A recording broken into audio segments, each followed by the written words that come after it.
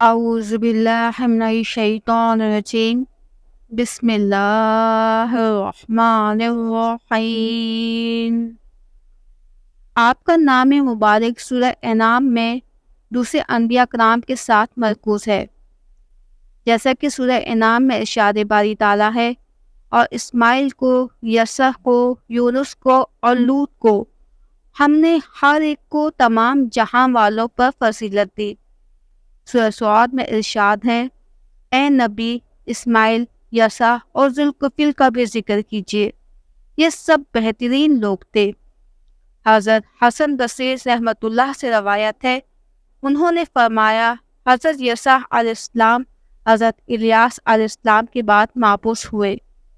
انہوں نے اپنی قوم کو اللہ کی طرف بلایا۔ آپ زندگی بھر حضرت الیاس علیہ السلام کی شریعت پر عمل پیرا رہے۔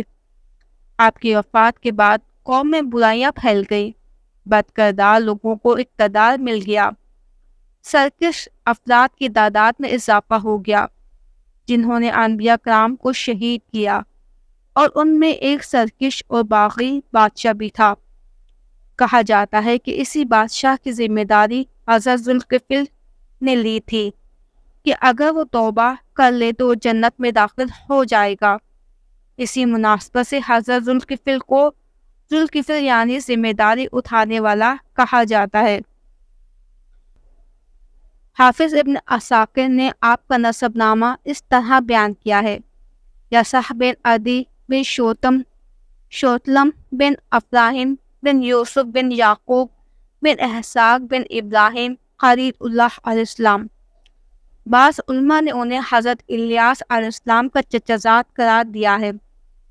کہتے ہیں آپ بھی حضرت الیاس علیہ السلام کے ساتھ کوہ کاسیون میں روپوش رہے تھے، جب آپ بلبک کے بادشاہ کے شر سے بچنے کے لیے وہاں چھپے ہوئے تھے۔ جب حضرت الیاس علیہ السلام غار سے باہر آئے تو حضرت یسع علیہ السلام بھی ان کے ساتھ اپنی قوم کے سامنے آ گئے۔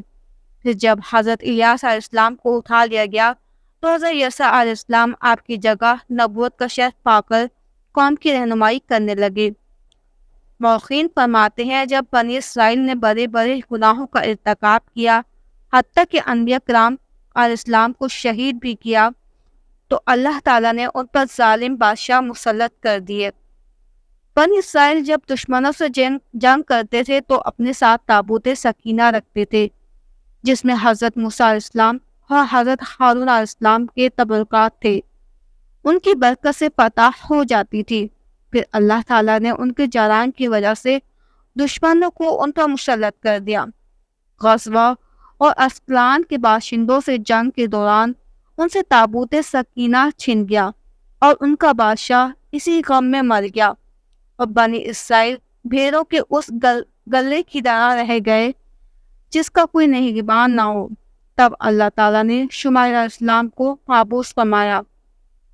آپ نے قوم کے مطالبے پر ایک بادشاہ کا تقرر فرمایا۔